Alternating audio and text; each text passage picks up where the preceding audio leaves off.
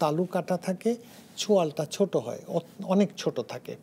তো এদের যখন আমরা অপারেশন করতে যাই, তালু কাটার সময় মুখটা হা করে একটা যন্ত্র দিয়ে মুখটা হা করে করতে হয়।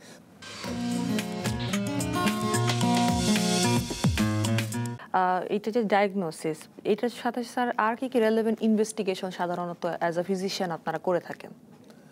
মানে একটা হচ্ছে যে কোনো জন্মগত ত্রুটি হোক, সেই জন্মগত ত্রুটি হলে আর কোথাও কোনো ত্রুটি আছে কি না সেগুলো ক্লিনিক্যালি দেখি, এবং যেগুলো কোনো পরীক্ষা করে দেখতে হয় সেগুলো পরীক্ষা করে দেখি। আর একটা হচ্ছে যে এইগুলোর সাথে আমি আগেও বলেছি যে অ্যাসোসিয়েটেড যেসব সিনড্রোমস আছে, সেই সব সিনড্রোমসের সাথে এদের কোনো লিঙ্ক আছে কি না। লিঙ্ক থাকলে সেই সব সিনড্রোমসের জন্য আমরা পরীক্ষা করি। আর আর কিছু যেটা আপনার মনে হয় যে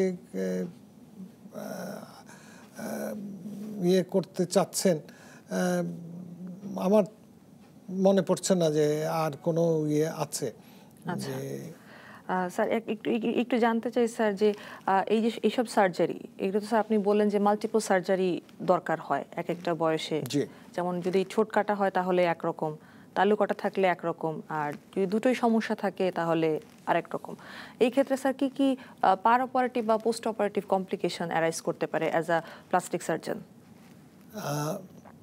পার অপারেটিভ কমপ্লিকেশন তেমন কিছু হয় না, যদি কিন্তু অপারেশন করবার আগে আমাদেরকে খেয়াল করে নিতে হয় অনেক ক্ষেত্রে যে এদের রক্তক্ষরণ বেশি হবে কি না, এদের অন্য কোনো সমস্যা আছে কি না, সেইগুলো আমাদের দেখে নিতে হয়।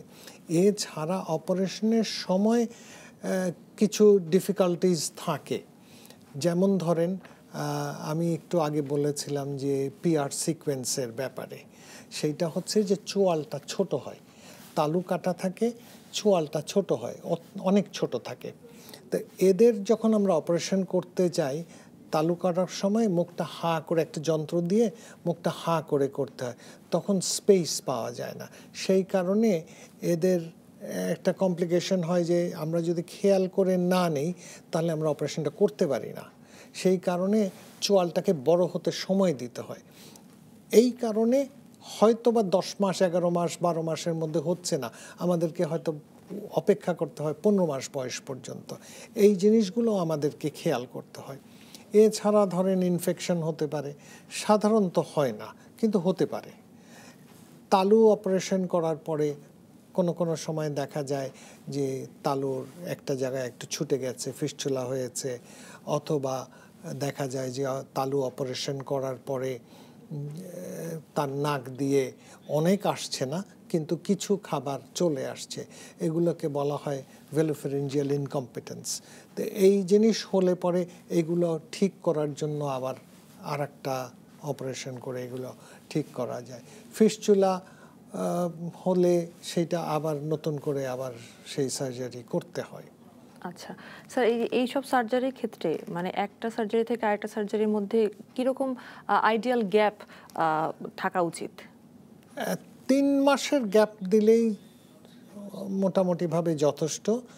কিন্তু ওই যে ঠোঁটের একটা টাইমিং, ধরেন ঠোঁট করতে দেরি হয়ে গেল, কেউ যদি 7 মাস বয়সে আসে, তারপরে যদি তার দেখা যায় যে ওজনটা কম আছে, তার পুষ্টি ঠিক নাই, তাকে দেরি করতে হচ্ছে, ঠিক তাকে সুস্থ করে নিয়ে অপারেশনটা করাটাই তো প্রয়োজন।